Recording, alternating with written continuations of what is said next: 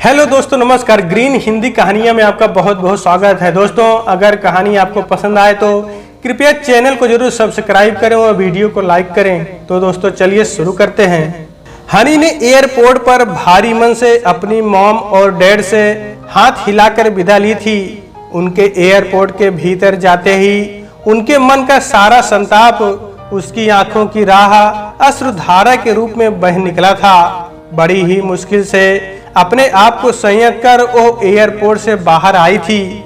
वहां से घर लौटते वक्त वो खिन्न मन सोच रही थी, ओह वक्त कितना अनिश्चित होता है, कब किस करोड़ पलट किसी को भी अबूझ अनजानी डगर पर धकेल दे, कोई नहीं जानता।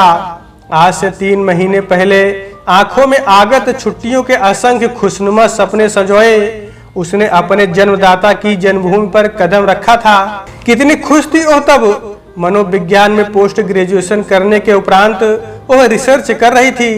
अभी पिछले माह ही उसकी थीसिस पूरी हुई थी, जिसे पूरा करते ही उसकी नौकरी अमेरिका की एक प्रतिष्ठित यूनिवर्सिटी में लग गई थी। उसे अपनी नौकरी 3 माह बाद शुरू करनी थी। ये 3 माह उसने अपने पिता की मातृभूमि इंडिया में बिताने की योजना बनाई थी। हनी के पिता भारतीय थे और मां फ्रांस की थी। अभी तक वो इंडिया नियमित रूप से हर वर्ष केवल क्रिसमस की छुट्टियों में उनके साथ आती रही थी। इंडिया में पूरी छुट्टियां पिता के रिश्तेदारों के साथ बिता भारतीय आतिथ्य सत्कार की उष्मा भरी परंपरा का अनुभव करती रही थी। साधु संतों, पीर बाबाओं का देश उसे सदा से लुभाता रहा था।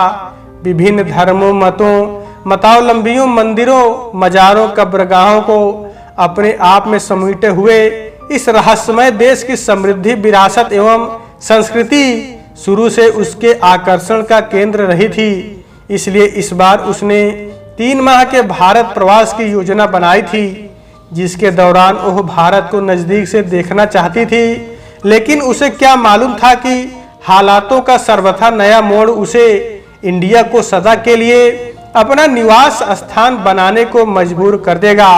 वह दिन उसे भुलाए न भूलेगा जिस दिन उसे पता चला था कि उसके प्रिय पिता, जो अभी तक उसके आदर्श थे, जिनके उच्च सिद्धांतों पर उसे बेहद फक्र था, वे एक निहायत ही कमजोर इंसान थे, जिन्होंने स्वार्थ और एक स्त्री के प्रेम पास के वशीभूत होकर अपनी निर्दोष सहचरी और उसके 2 दुधमुहे बच्चों को बिना किसी अपराध के सदा के लिए त्याग दर दर की ठोकरें खाने के लिए छोड़ दिया था और फिर पलटकर उनकी सुध नहीं ली थी।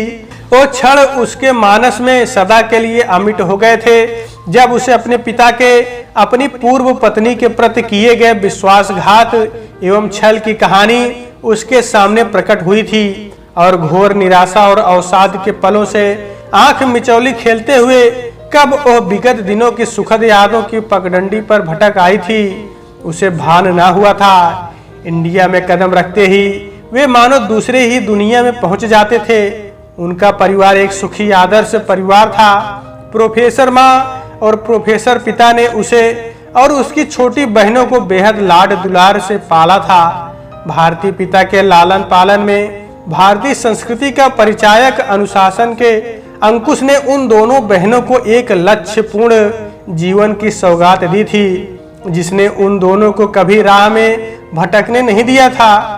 उच्च शिक्षित माता पिता के संरक्षण में दोनों बहनों ने उनकी तरह उच्च शिक्षा के क्षेत्र में अपना कैरियर बनाने का निर्णय लिया था और दोनों ने ही आखिरकार कड़ी मेहनत और अभिभावकों के प्रोत्साहन और प्रेरणा से अपनी अपनी मंजिल पाली थी। बड़ी जेनी की रिसर्च पूरी हो गई थी और छोटी हनी की रिसर्च पूरी होने को थी कि तभी क्रिसमस की छुट्टी आ गई थी और पूरे परिवार ने ये अवकाश पिछले वर्षों की तरह इंडिया में बिताने की योजना बनाई थी। ढेरों शॉपिंग के लिए बाजार के चक्करों के बाद उनकी भारत यात्रा की तैयारी पूरी हुई थी और आखिरकार वे सभी इंडिया पहुंच गए थे।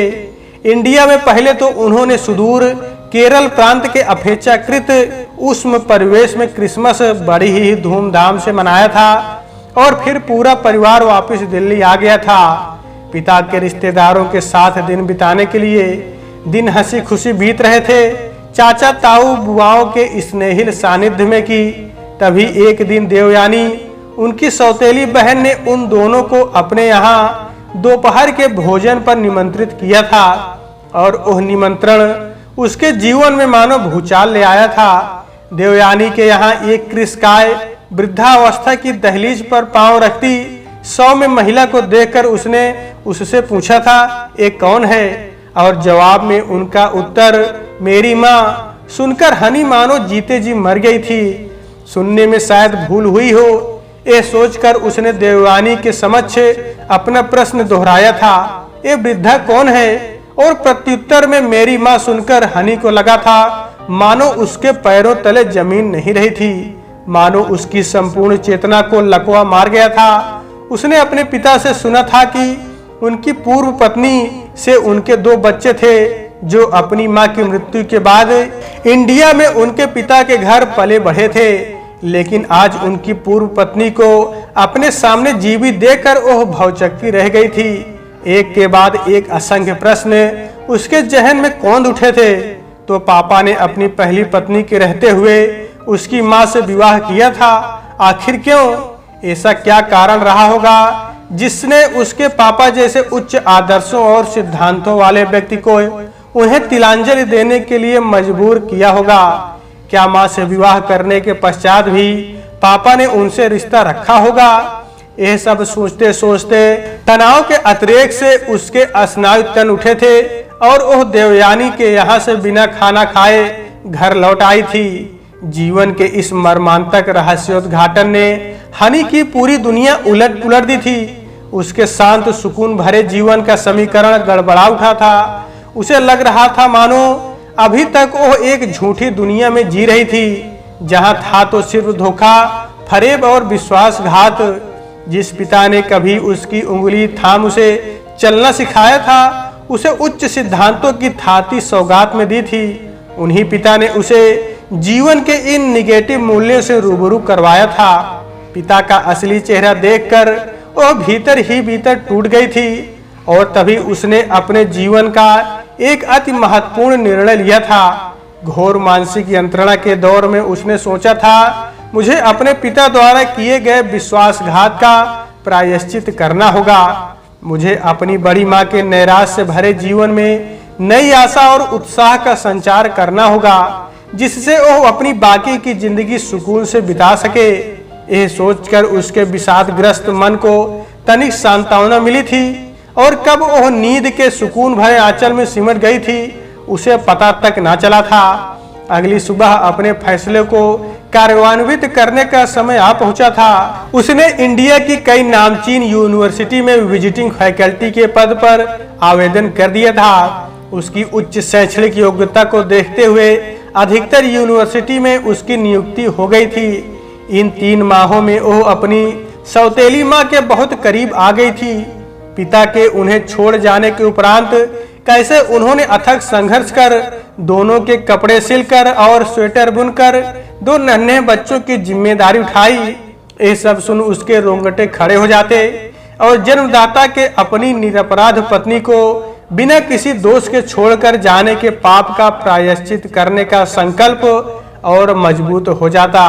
वह अपनी सौतेली माँ को बड़ी माँ पुकारने लगी थी। उसने देखा था जिंदगी की परेशानियों के भीषण झंझावत ने उनके व्यक्तित्व को पूरी तरह से दबा दिया था।